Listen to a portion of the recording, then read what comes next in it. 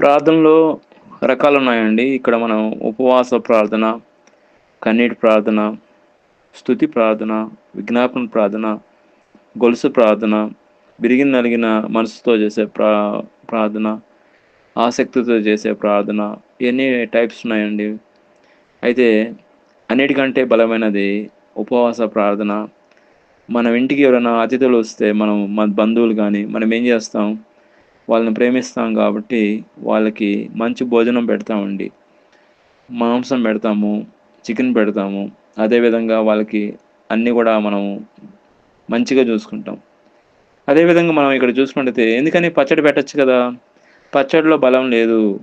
అదే విధంగా చికెన్‌లో బలం ఉంది, మటన్‌లో బలం ఉంది. అది విలువైన విలువైన కర్రీ గాబట్టి, మనకి ఇంటికి ఎవరైనా అతిథులొస్తే మనం మాంసం పెడతాము. అదే విధంగా ఇక్కడ మనం చూసినట్లయితే ఉపవాస ప్రార్థనలో చాలా పవరుంది. ఉపవాస ప్రార్థన మనం విశ్వాసంతో చేస్తే దేవుడి దగ్గర జవాబు పొందుకుంటాం.